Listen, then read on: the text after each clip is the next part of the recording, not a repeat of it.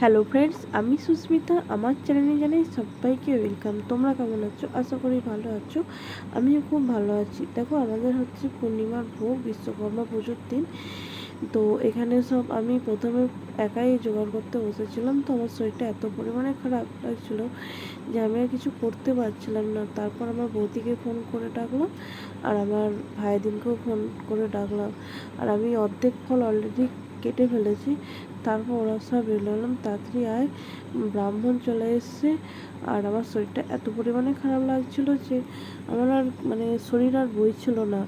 যে দেখো, ফল কাটা রেডি হয়ে সব কিছু রেডি হয়ে গেছে। এবার আমরা রেডি হয়ে যাব। রেডি হয়ে আমরা ঠাকুরতলায় চলে যাব। দেখো, এখানে আমার বৌদি সব রেডি হচ্ছে। তো আমার বোন বলছে, দিয়ে আমি একটু লিপস্টিক পরে দিলাম, ঠিক আছে। আর আমরা এসে দেখি যে অলরেডি পুজোয় বসে গেছে।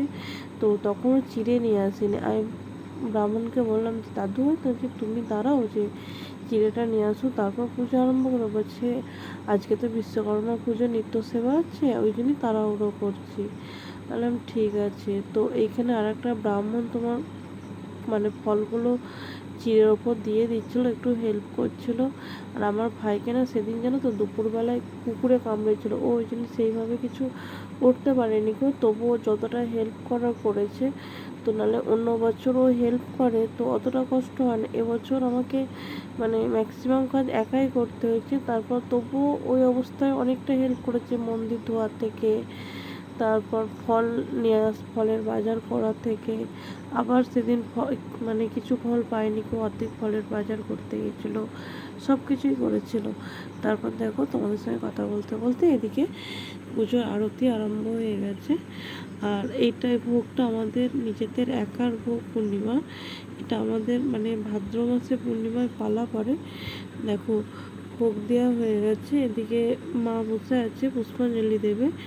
তো আমি ভাইকে বলছি যে, ভাই তুই তাহলে এক কাজ কর, পুজো হয়ে গেলে বাতাসাটা ছড়িয়ে দিবি। সে না না দিদি, আমি ছড়াবো না, তুই আমার বোন কত ছোট, পারছে না ওকে বাতাসা ছড়াতে। বললাম, তুই যেমন করে পারিস। আর আমার ভাইজিটা যে কোলে কাছে বসে তাকিয়ে দিয়েছিলাম যে যেমন পারিস ছড়িয়ে দিস। তারপর আমার দাদাকে ডাকছে, আমার দাদা কিছুতেই এলো না। আমার মা বসে আছে পুষ্পাঞ্জলি দেবে বলে।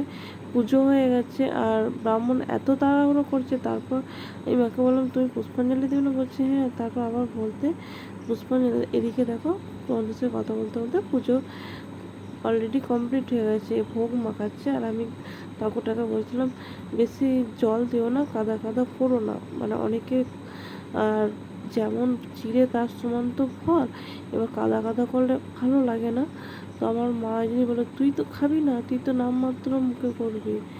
তো আমি খাবো না কেন, অল্প খাবো, আমার চিড়ে ভোগ একদমই ভালো, ঠাকুরের প্রসাদ না করতে না। এদিকে আমার কাকা, ভাই আর বাবা মা কথা বলছে, জানি না কী নিয়ে বলছিল।